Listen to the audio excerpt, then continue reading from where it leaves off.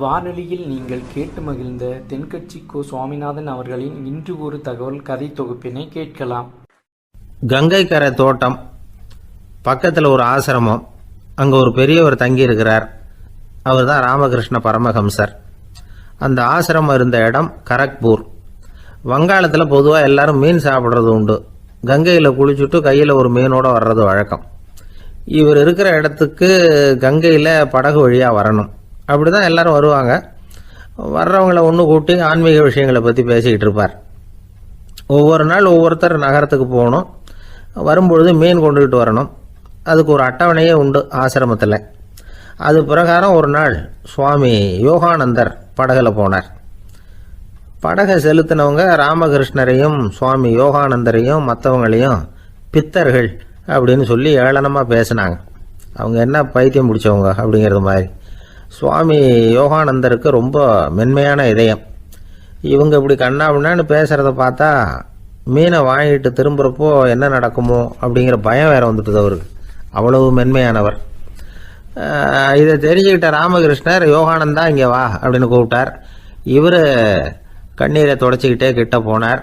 சொன்னார், ஐயா, படகு ஓட்டுறவங்க உங்களை பற்றி மோசமாக பேசுகிறாங்க. என்ன திட்டினா பரவாயில்ல, ஆனால் உங்களை அவங்க திட்டுறாங்க. அதை என்னால் தாங்கிக்க முடியல அப்படின்னார். இதை கேட்டது ராமகிருஷ்ணருக்கு கோபம் வந்துட்டு தான். என்னது, உன்னுடைய குருவை பற்றி அவங்க மோசமாக பேசும்பொழுது நீ சும்மா இருந்தியா? வெளியில் போ அப்படின்னு விட்டார். குரு நிந்தனை செய்கிறப்போ அதை கேட்டுக்கிட்டு சும்மா இருக்கலாமா? குரு நிந்தனையை கேட்டால் பாவம் இல்லையா? என்னை தூற்றும் போது அவங்க பாவம் செய்கிறாங்க. அதை கேட்டுக்கிட்டு நீ சும்மா இருந்தால் நீயும் பாவம் செய்கிற அப்படின்னாராம். அடுத்த நாள் சுவாமி நிரஞ்சனானந்தர் போக வேண்டிய நாள். இவர் படகுல போகும்பொழுதும் அதே மாதிரி நடந்துதான். அவங்க மோசமாக பேச ஆரம்பித்தாங்க, திட்ட ஆரம்பித்தாங்க. அப்படி கேலி பண்ண ஒருத்தனை இவர் என்ன பண்ணார், பலார்னு கன்னத்தில் அரைஞ்சிட்டார். இன்னொருத்தனை கங்கையில் தூக்கி எறியறதுக்கும் தயாராகிட்டார். அதுக்கப்புறம் அவங்க யாரும் வாயை திறக்கலை. மீன் வாங்கிட்டு வர்றப்பவும் படகுல ஒரே அமைதி. அவ்வளவு பயம் அவங்களுக்கு. ராமகிருஷ்ணர் கூப்பிட்டு விசாரித்தார் என்ன நடந்ததுன்னு. இவர் சொன்னார், அவர் யோகானந்தா போகும்பொழுது என்ன நடந்ததோ அப்படியே தான் இப்பவும் நடந்தது. குரு நிந்தனை செய்கிறத கேட்டுக்கிட்டு நான் சும்மா இருப்பேனா? ஒருத்தனை அப்படியே அரைஞ்சுட்டேன், இன்னொருத்தனை ஆற்றுல தூக்கி போட்டுருவேன்னு பயமுறுத்தினேன், அவ்வளவுதான் அப்படின்னாராம். இப்பவும் ராமகிருஷ்ணருக்கு கோபம் வந்துட்டு தான். என்ன இது, அணியறது காஷாயம், இருக்கிறது ஆசிரமம், உனக்கு இவ்வளவு கோபம் வந்ததுன்னா அப்புறம் என்னத்துக்கு ஆசிரமத்தில் இருக்கணும்? பிரம்மச்சாரி எப்பவும் அமைதியாக இருக்கணும் அப்படின்னு அறிவுரை சொன்னாராம் ராமகிருஷ்ணர். அப்போ இவர் கேட்டாராம், ஏங்க அவருக்கு ஒரு விதமான அறிவுரை சொன்னீங்க, எனக்கு வேற விதமாக அறிவுரை சொல்கிறீங்க, இதில் எது உண்மை அப்படின்னு கேட்டிருக்கார். இதுக்கு ராமகிருஷ்ணர் சொன்ன பதில் என்னென்னா, அட அசடே, சக்கரத்தில் காற்று அதிகமாக இருந்தால் குறைக்கணும், குறைச்சலாக இருந்தால் கூட்டணும். அவன் சாது, அவனுக்கு அதிக உணர்ச்சி தேவை, உனக்கு படபடப்பு அதிகம், உனக்கு பொறுமை தேவை அப்படின்னாராம். இதில் உள்ள கருத்து என்னென்னா, கல்விங்கிறது எப்படின்னா அதை சூழ்நிலைக்கு தகுந்த மாதிரி கற்பிக்கணும். எல்லாருக்கும் ஒரே மாதிரி கற்பிக்கக்கூடாது. கேட்குற ஒரு தகுதி, புரிஞ்சுக்கிற திறமை, இதை பொறுத்து கல்வி அமையணும். ஆரம்ப காலத்தில் ஒரு குரு, அப்போ ஒரு சீடன் இருந்தான். அது வேடிக்கையான குரு, வேடிக்கையான சீடன். ஒரு ஆசிரமம். ஒரு நாள் ஒருத்தன் அவசரமாக அந்த குருவை தேடி வந்திருக்கிறான். என்ன விஷயம்னு விசாரித்தார் குரு. உங்கள் சீடர் என்னை அடிச்சுட்டார் அப்படின்னு புகார் பண்ணானா அந்த ஆள்.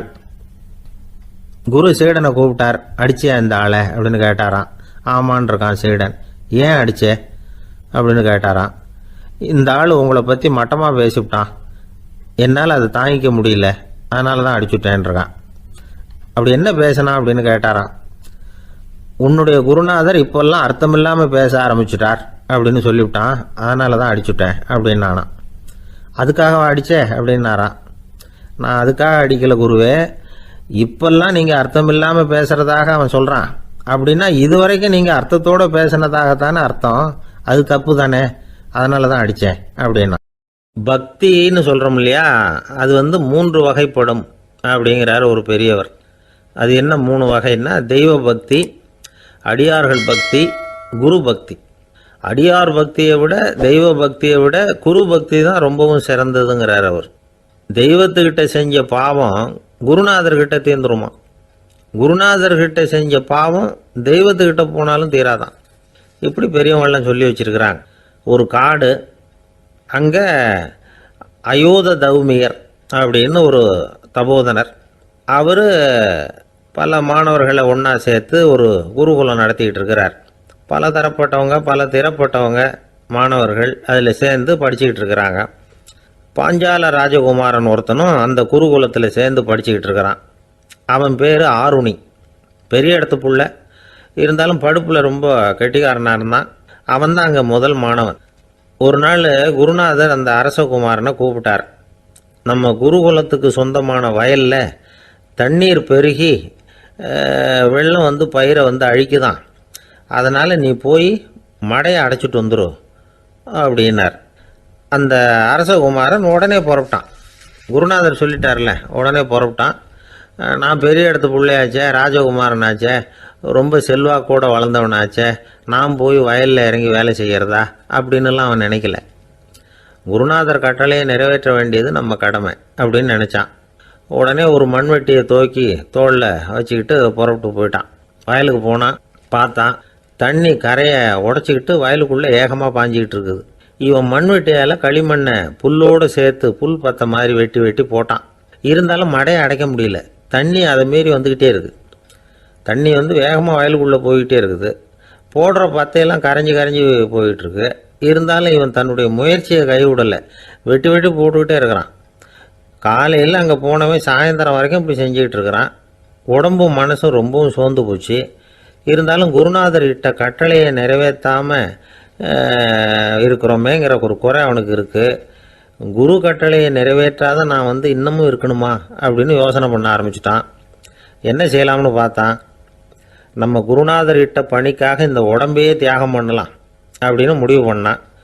தண்ணி பாயுதில் அதுக்கு குறுக்க விழுந்து அப்படியே மடையை அடைச்சிக்கிட்டு அப்படியே படுத்துட்டான். இது மற்றவங்களுக்கு தெரியாது. அன்னைக்கு ராத்திரி ஒரு விளக்கு முன்னாடி உட்காந்து குருநாதர் பிள்ளைங்களுக்கு பாடம் சொல்லி கொடுத்துக்கிட்டு இருக்கிறார். முதல் வரிசையில் இருக்கக்கூடிய ராஜகுமாரனை காணலை. நம்ம ஆருணி எங்கே போனா அப்படின்னு சொல்லி மற்ற மாணவர்களை விசாரித்தார். இப்போ அவங்க சொன்னாங்க, சுவாமி, அவன் காலையில் வயலுக்கு வந்து மடையை அடைக்கிறதுக்காக போனான், நீங்கள் தான் போக சொன்னீங்க, இன்னும் திரும்பி வரல அப்படின்னு அவர் பையன். குருநாதர் உடனே ஒரு தீவெட்டி எடுத்துக்கிட்டு மாணவர்களை அழைச்சிக்கிட்டு வயலுக்கு போனார். அங்கே போய் பார்த்தா ஆளை காணும். ஆருணின்னு சொல்லி சத்தம் போட்டு கூப்பிட்டு பார்க்குறார். நான் இங்கே இருக்கேன் குருநாதா அப்படின்னு காலுக்கு அடியிலேருந்து ஒரு சத்தம் வருது. குனிஞ்சு பார்த்தா அவன் மடையில் படுத்துருக்கிறான். என்னப்பா இதுன்னார். காலையிலேருந்து இந்த மடையை அடைச்சி பார்த்தேன் சுவாமி, முடியல, அதனால் இப்படி குறுக்க படுத்துட்டேன். என்னை தாண்டறதுக்கு பயந்து போய் தண்ணியை தேங்கி நின்றுட்டுது அப்படின்னா. அவனுடைய குரு பக்தியையும் அவனை தாண்டறதுக்கு அஞ்சு நிற்கிற தண்ணி தேக்கத்தையும் பார்த்துட்டு எல்லாரும் ரொம்ப ஆச்சரியப்பட்டு போயிட்டாங்களாம். ஆருணி எழுந்திரிச்சு வா அப்படின்னு கூப்பிட்டாரான் குருநாதர். அவன் தண்ணீரை பொழந்துக்கிட்டு எழுந்திரிச்சு வந்தானான். அதனால் அவனுக்கு வந்து உத்தாலகன் அப்படின்னு ஒரு பேர். உத்தாலகன்னா தண்ணீரை பிளந்தவன் அர்த்தம். அந்த உத்தாலகன் மாதிரி இந்த காலத்து மாணவர்களுக்கும் குரு பக்தி வேணும் அப்படின்னு சொன்னோம் ஒரு பள்ளிக்கூடத்தில். உடனே நிறைய மாணவர்கள் எழுந்திரிச்சு நின்னாங்க. சார், நீங்கள் எங்களை வந்து இன்னமும் சரியாக புரிஞ்சுக்கலன்னு நினைக்கிறோம். அன்னைக்காவது ஒருத்தன் அப்படி இருந்தான், இன்னைக்கு ஏகப்பட்ட உத்தாலகர்கள் இருக்கிறோம். எங்கள் வாத்தியார் கட்டளை இட்டா இப்போவே அது மாதிரி வயலுக்கு போய் மடையில் குறுக்கப்படுத்துக்கிறதுக்கு இந்த வகுப்பில் உள்ள அத்தனை பேரும் தயாராக இருக்கிறோம் அப்படின்னாங்க. அப்படியா அப்படின்னு சொல்லி கேட்டோம் ரொம்ப சந்தோஷமாக. ஒருத்தன் ரொம்ப அடக்கமாக எழுந்திரிச்சான்.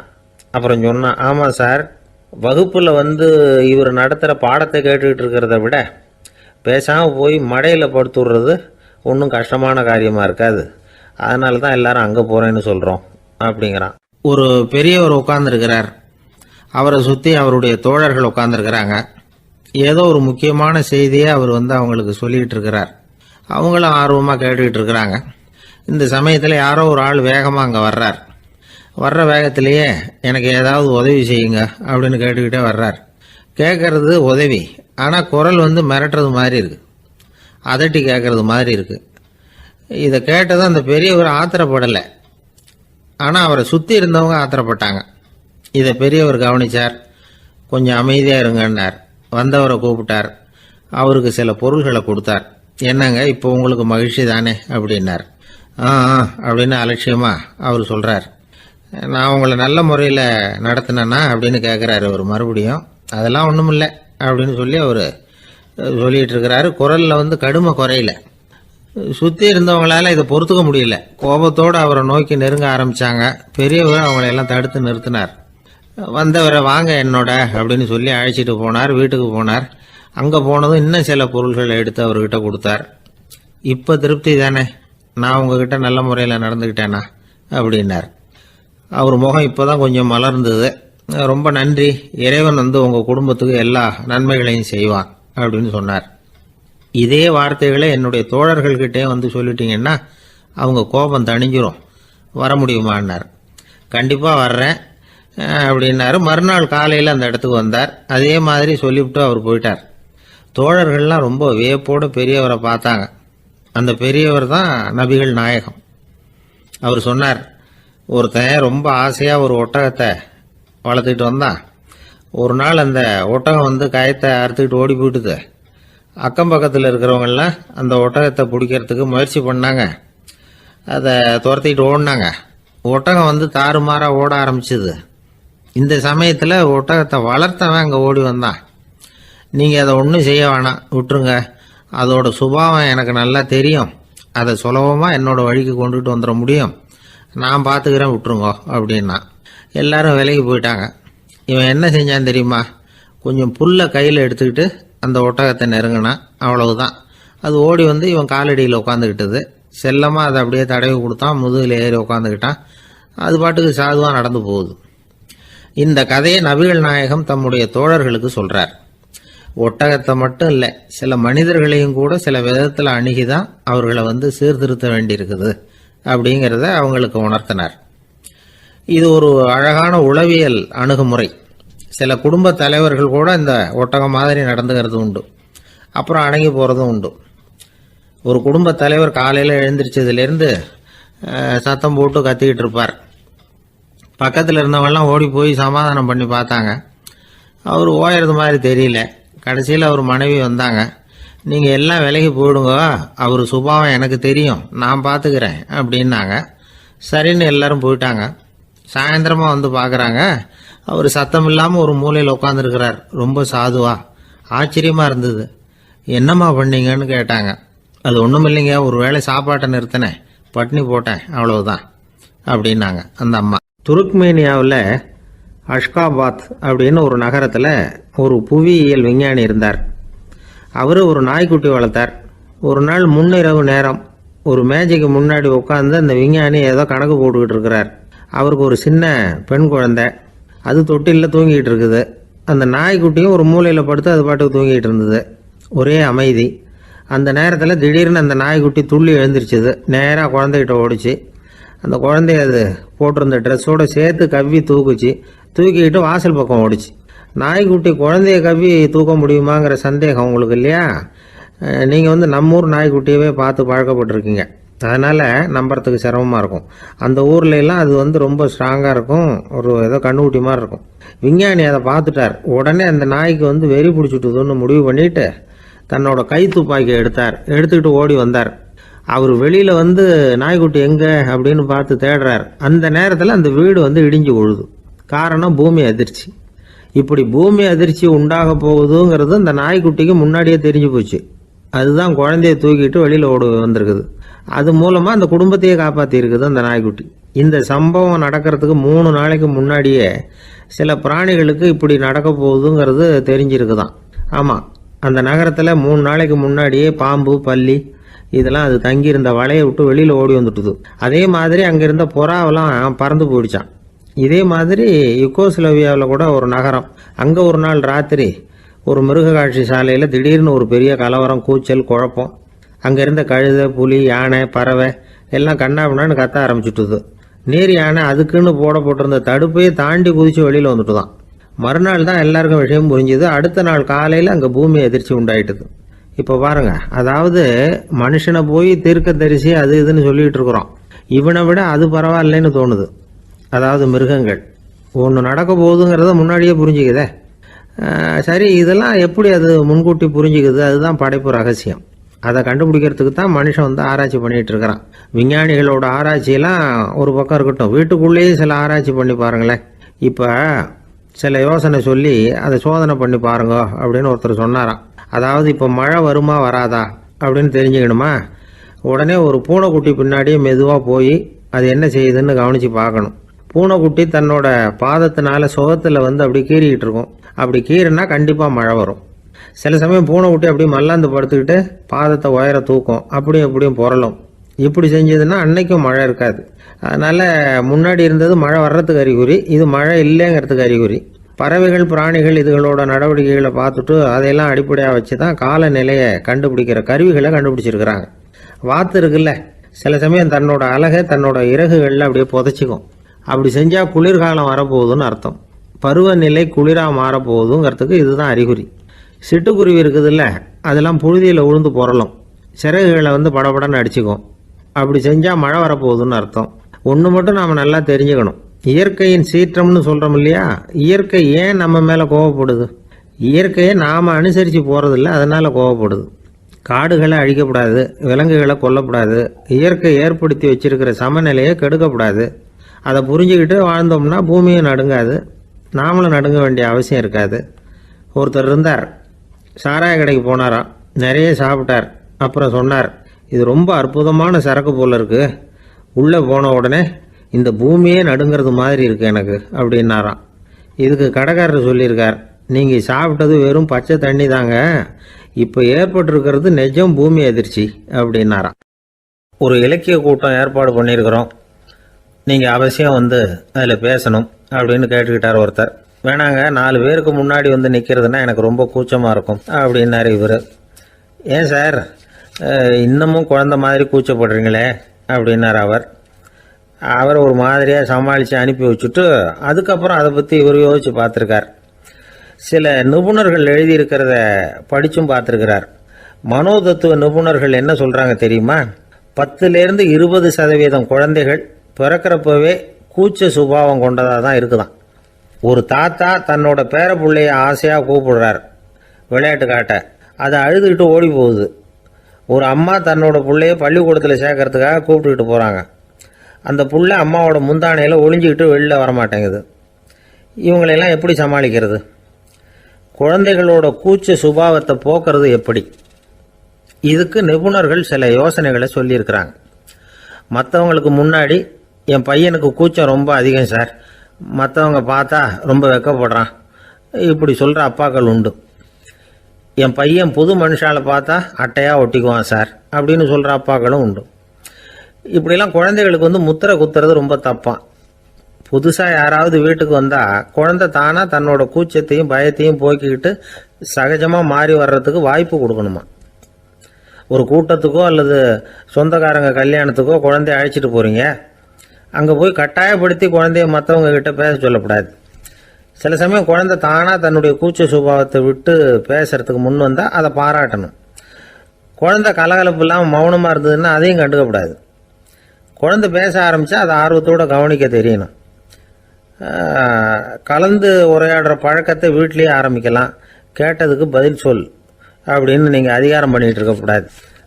அது வந்து குழந்தைக்கு பேசுகிற சந்தர்ப்பத்தை குறைச்சிருமா. இப்போ நாம் அதிகாரம் பண்ணால் கேலி செய்கிற பழக்கம் குழந்தைகளை வந்து ரொம்ப பாதிச்சிருமா. பெரியவங்களானதுக்கு அப்புறமும் சில பேர் கூச்சத்தோடவும் பயத்தோடவும் இருக்கிறதுக்கு இதுதான் காரணம். சின்ன வயசில் அவங்கெல்லாம் ஏதாவது கேலிக்கு ஆளாகி இருப்பாங்க. 2வது குழந்தை மூத்த குழந்தைய வந்து கேலிக்கு ஆளாகிற சந்தர்ப்பங்களை கண்டு கேலி பண்ணினா அது இளம் நெஞ்சங்களை விட்டு நீங்கிறதே இல்லையா. எப்பவும் குழந்தையோட நடை உடை பாவனைகளை பற்றி சொல்லிக்கிட்டே இருக்கக்கூடாதான். அதுவே கூச்ச சுபாவத்தை கொண்டுட்டு வந்துருமா. அப்பா எங்கேன்னு யாராவது கேட்டால் இது மாதிரி இன்ன காரியத்துக்காக வெளியில் போயிருக்கார், இத்தனை மணிக்கு திரும்பி வருவார் அப்படின்னு சொல்கிற அளவுக்கு குழந்தைகளை வந்து பழக்கப்படுத்தி வைக்கணும். ஃபோன்லேயே யாராவது விசாரித்தா கூட இது மாதிரி பதில் சொல்லு அப்படின்னு சொல்லணும். சின்ன சின்ன மீட்டிங்கில் 4 வார்த்தை பேச தயார் பண்ணலாம். ஒரு கடையிலையோ அல்லது ஹோட்டல்லையோ ஏதாவது விவரம் கேட்கணும்னா உங்கள் குழந்தைய தைரியமாக அனுப்புங்க. குழந்தைகள் பணிவாகவும் பொறுமையாகவும் விவரம் கேட்குறப்போ கூச்ச சுபாவம் தானாக போயிடும். சின்ன வயசுலேயே இப்படிலாம் பழக்கப்படுத்தினா தான் வருங்காலத்தில் தைரியமாக இந்த சமுதாயத்தில் வாழ முடியும். இல்லைன்னா 60 வயசுலேயும் அடுப்பங்கரையை விட்டு வெளில வர்றதுக்கு கூச்சப்பட்டுக்கிட்டு தான் இருக்க வேண்டியிருக்கும். இந்த காலத்து பிள்ளைங்க எவ்வளவோ பரவாயில்ல, எதுக்கும் தயங்குறதில்ல, கூச்சப்படுறதில்ல. ஒரு அம்மா அடுப்பங்கரையிலேருந்து சத்தம் போட்டாங்க, டேய் ராமு, தயவு பண்ணி அந்த டிவியை நிறுத்துறா, அந்த பெண்ணோட குரல் மகா மோசம், அடுப்பங்கரையில் இருக்கிற என்னாலேயே அதை சகிச்சிக்க முடியல அப்படின்னாங்களாம். உடனே பையன் கொஞ்சம் கூட தயங்காமல் பதில் சொல்கிறான், அம்மா, இந்த குரல் டிவியிலேருந்து வரல, எதிர்த்த விட்டு மாமி தான் இங்கே வந்திருக்கிறாங்க, அவங்க தான் இப்போ என்னோட பேசிக்கிட்டு இருக்கிறாங்க அப்படின்னு நான். ஒரு ஊரில் ஒரு ராஜா இருந்தார். அந்த ராஜாவுக்கு ஒரு மந்திரி. ராஜா ரொம்ப நியாயமானவர், நேர்மையானவர், கண்டிப்பானவர். தப்பு செய்கிறது யாராக இருந்தாலும் தண்டனை கொடுப்பார். வேண்டியவங்களுக்கு ஒரு நியாயம், வேண்டாதவங்களுக்கு ஒரு நியாயங்கிறதெல்லாம் அவர்கிட்ட கிடையாது. ஒரு சமயம் அரசவையில் அந்த அமைச்சரே விதிமுறைகளுக்கு புறம்பா ஏதோ நடந்துகிட்டு இருக்கார். மன்னருக்கு கோபம் வந்துட்டுது. உடனே அந்த அமைச்சரை கிட்டத்தில் கூப்பிட்டு அவர் கன்னத்தில் ஓங்கி ஒரு அறை கொடுத்துட்டாராம். உடனே அந்த அமைச்சர் என்ன பண்ணார் தெரியுமா, நேராக போனார், அங்கே நின்றுக்கிட்டு இருந்த இன்னொருத்தர் கன்னத்தில் ஓங்கி அரைஞ்சார். அறை வாங்கினவர் திகைச்சு போயிட்டார். இவர் ஏன் நம்மளை அரைகிறார் அப்படின்னு யோசனை பண்ணார். மன்னரும் திகைச்சு போயிட்டார். நாம இவரை அரைஞ்சா அதுக்காக இவர் போய் இன்னொருத்தர் அரையணுமா அப்படின்னு யோசனை பண்ணார். இவருக்கு என்ன பைத்தியமானு கூட நினைக்க ஆரம்பிச்சுட்டார். ஆனால் என்ன ஆச்சுன்னா, அப்புறம் அமைச்சர் அவர் கவனிச்சுக்கிட்டு இருந்தாரா, அவர் இன்னொருத்தர் அரைஞ்சார் இல்லையா, அந்த அறை வாங்கின ஆசாமியை பார்த்து கத்திக்கிட்டு இருந்தார். யார்? அமைச்சர். ஏன்பா என்கிட்ட அறையை வாங்கிக்கிட்டு இப்படி விவரம் இல்லாமல் நின்றுக்கிட்டு இருக்கிறிய, நான் உனக்கு கொடுத்ததை நீ வேற யாருக்கிட்டையாவது கொடுத்துரு அப்படின்னார். உடனே அந்த ஆள் பார்த்தான், தனக்கு அடுத்தபடியாக நின்றுக்கிட்டு இருந்தவனை ஓங்கி ஒரு அறை அரைஞ்சான். அவன் கன்னத்தை தடவிட்டே யோசனை பண்ணான். இது ஏதோ புரிஞ்சுக்கிட்ட மாதிரி அடுத்தாப்புல நின்றுக்கிட்டு இருந்தவனை அரைஞ்சான். இப்படி இந்த அறை மாறி மாறி போய்கிட்டே இருக்குது. ஊரு பூரா பிரயாணம் பண்ண ஆரம்பிச்சுட்டுது. அன்னைக்கு ராத்திரி அந்த ராஜா படுக்கிறதுக்காக போனார். அந்த நேரம் பார்த்து அவர் கன்னத்தில் பலார்னு ஒரு அறை விழுந்தது. நம்மளே அரையிறது யாரு அப்படின்னு அதிர்ச்சியோட மன்னர் திரும்பி பார்க்குறாரு. அரைஞ்சது அவரோட மனைவி. என்னாச்சு உனக்குன்னு கத்துனார் ராஜா. உங்களுக்கு தெரியாதா, ஊர் பூரா ஒருத்தர் மாற்றி ஒருத்தர் மூலமாக இந்த அறை பிரயாணம் பண்ணிட்டு வருது அப்படின்னாங்க அந்த அம்மா. அப்படின்னா ஆரம்பித்த இடத்துக்கே வந்துட்டுதா அப்படின்னாராம் மன்னர். என்ன சொல்கிறீங்கன்னு கேட்டிருக்காங்க. இவர் விவரத்தை சொன்னாராம். அப்படின்னா நீங்கள் ஆரம்பித்து வச்ச இந்த விளையாட்டை நான் முடிச்சு வச்சுட்டேன் அப்படின்னாங்களாம் அந்த அம்மா. மறுநாள் காலை மறுபடியும் அரசவை கூடிச்சு. அந்த அமைச்சர் மன்னரை பார்த்து கேட்டார், என்ன மகாராஜா, என்கிட்ட கொடுத்ததை திருப்பி வாங்கிட்டீங்களா அப்படின்னாராம். இப்படி நடக்கும்னு நான் எதிர்பார்க்கவே இல்லைன்னார் மன்னர். ஆனால் நான் எதிர்பார்த்தேன். அது எங்கே போயிட போகுது, ஊர் பூரா சுற்றி கடைசியில் உங்ககிட்ட தான் சேரும் அப்படிங்கிறது எனக்கு தெரியும் அப்படின்னார் அமைச்சர். இந்த கதை வேடிக்கையாக இருந்தால் கூட இதில் உள்ள கருத்து முக்கியமானது. இந்த உலகத்தில் பல கருத்துக்கள் இப்படி தான் மாறி மாறி சுற்றி வந்துக்கிட்டே இருக்குது. நம்மளும் ஒருத்தன் தன்னுடைய நண்பன் ஒருத்தனை கடத்தெருவில் பார்த்தான். உடனே ஓடி போய் பலார்னு ஒரு அறை கொடுத்தானா. அவன் கன்னத்தை தடவிட்டு ஏன்டா என்ன அரைஞ்சேன்னு கேட்டிருக்கான். நீ ஏன்டா என்ன முட்டாள்னு என் மனைவிட்ட போய் சொன்னேன் அப்படின்ட்டுருக்கான் அவன். உன்னை ஒரு முட்டாள்னு சொன்னதுக்காகவா நீ என்ன அரைஞ்ச அப்படின்னு கேட்டிருக்கான் இவன். டேய், நான் அதுக்காக அறையலப்பா, அது ஒரு பெரிய ரகசியம். நான் முட்டாளுங்கிறது அந்த ரகசியத்தை நீ ஏன் எங்கள் வீட்டில் போய் சொன்னேன், அதுக்காக தான் அரைஞ்சேன் அப்படின்னு நான் அவன். வங்க நாவலாசிரியர் சரத் சந்திரர் ஒரு நண்பர் அவர்கிட்ட வந்தார். வழக்கமாக எல்லா எழுத்தாளர்கள்கிட்டையும் கேட்குற ஒரு கேள்வியை கேட்டார். நீங்கள் எழுத்துத்துறைக்கு வந்தது எப்படி, இதுதான் கேள்வி. அதை தெரிஞ்சு என்ன பிரயோஜனம்னார் சரத் சந்திரர். சும்மா சொல்லுங்களேன், தெரிஞ்சுக்கிறேன் அப்படின்னார் வந்தவர். சரி சொல்கிறேன்னு ஆரம்பித்தார். நான் ரங்கூனில் வேலை பார்த்துக்கிட்டு இருந்தேன். சம்பளம் பத்தில், வேலையும் பார்த்துக்கிட்டு ஒரு பலசரக்கு கடை வைக்கலாம்னு நினச்சேன். என்னால் மளிகை கடை வச்சு சரியாக நடத்த முடியுமாங்கிற சந்தேகம் என் மனைவிக்கு. அதை சோதனை பண்ணி பார்க்கணுங்கிறதுக்காக சில பொருள்களின் அளவு, அதோட விலை, இப்படி சிலதை சொல்லி எல்லாத்தையும் மனக்கணக்காக கூட்டி போட சொன்னாங்க. என்னால் சரியாக கூட்டி சொல்ல முடியல. உங்களால் மளிகை கடை நடத்த முடியாதுன்னு சொல்லிவிட்டாங்க. உடனே என்ன பண்ணுறது, வேறு வழி இல்லை, கதை எழுத ஆரம்பிச்சிட்டேன் அப்படின்னார். கேட்டவருக்கு சிரிப்பு வந்துட்டு தான். சரத் சந்திரர் ஒரு பக்கம் சீரியஸான நாவல்கள், சிறுகதைகள் எழுதியிருந்தாலும் அவருடைய இன்னொரு பக்கம் வேற விதம். நண்பர்கள்கிட்ட பேசும்பொழுதும் சரி, அவர்களுக்கு கடிதங்கள் எழுதும் போதும் சரி, கேலியும் கிண்டலும் நகைச்சுவை உணர்வும் அதிகமாக இருக்கும். காந்திஜி ஒரு சமயம் கல்கத்தாவுக்கு வந்திருந்தார். தேசபக்தர்கள் பல பேர் அவர்கிட்ட பேசிக்கிட்டு இருந்தாங்க. அப்போது சரத் சந்திரரும் அங்கே இருந்தார். கிரண் சங்கர் ராய் அப்படிங்கிறவரும் அங்கே இருந்தார். அவர் சொன்னாராம், காந்திஜியோட பழகிய முதல் வங்காளி நான் தான். போயர் யுத்த காலத்தில் இவர் லண்டனுக்கு வந்திருந்தப்போ என்கிட்ட தான் வங்காள மொழி கற்றுக்கிட்டார் அப்படின்னாராம். உடனே சரத் சந்திரர் காந்திஜியை பார்த்து, இவர் உங்களுக்கு வங்காள மொழி கற்றுக் கொடுத்தது உண்மைதானா அப்படின்னாராம். ஆமான்னாராம் காந்தி. அதனால தான் உங்களால் வங்காள மொழி கற்றுக்க முடியல அப்படின்னாராம். எல்லாரும் சிரிச்சாங்களாம். சரத் சந்திரர் சாம்தாபேர் அப்படிங்கிற கிராமத்தில் தங்கியிருந்தார் ஒரு இலக்கிய நிகழ்ச்சியில் கலந்துக்கிறதுக்காக. அதுக்காக ஒரு கல்கத்தாவுக்கு போக வேண்டிய சூழ்நிலை. அதுக்காக புறப்பட்டார். அந்த சமயத்தில் பின்னாடி இருந்து யாரோ அவரை கூப்பிட்டாங்க. இப்படி கூப்பிட்டவரை பார்த்து இன்னொருத்தர் யாரோ அதட்டி இருக்கிறாங்க. போகிறவரை ஏன் இப்படி கூப்பிடுறீங்க அப்படின்னு. ஏன் கூப்பிட்டா என்னன்னு கேட்டிருக்கார் சரத் சந்திரர். புறப்படுறவங்கள பின்னாடி இருந்து கூப்பிடுறது அபசகுனம், போகிற இடத்துல ஏதாவது ஆபத்து வரலாம் அப்படின்னு அதுக்கு விளக்கம் கொடுத்துருக்கிறார் அவர். உடனே சரத் சந்திரர் சொன்னாராம், இதோ இவங்க என்ன இலக்கிய கூட்டத்துக்கு அழைச்சிட்டு போகிறாங்களே, இதை விட வேற என்ன ஆபத்து வந்துட போகுது அப்படின்னாராம். இப்படி சரத் சந்திரருக்கு இயல்பாகவே நகைச்சுவை உணர்வு உண்டு. அவருடைய நண்பர் ஒருத்தர் வீட்டுக்கு கூப்பிட்டுருந்தார். அங்கே ஒரு கச்சேரிக்கு ஏற்பாடு பண்ணியிருந்தாங்க. சரத் சந்திரருக்கு இயல்பாகவே கச்சேரியில் நீண்ட ஆலாபனையெல்லாம் கேட்கறதுக்கு பொறுமை இருக்காது. அதனால் மெதுவாக பாட போகிறவர் எப்படி அப்படின்னு கேட்டிருக்கார். அவருக்கு ரொம்ப நல்லா பாட தெரியும் அப்படின்னு சொல்லியிருக்கிறாங்க. அதுக்கு சரத் சந்திரர், பாட தெரியுங்கிறது சரி, பாட்டை நிறுத்த தெரியுமா அதை சொல்லுங்க முதல்ல அப்படின்னாராம். ஐயா, உங்கள் பேரை தொடர்ந்து தினம் கேட்டுக்கிட்டு இருக்கிறேன் அப்படின்னார் ஒருத்தர். தொடர்ந்து கேட்குறீங்களே, உங்களுக்கு காது வலிக்கலையா அப்படின்னு கேட்டோம்.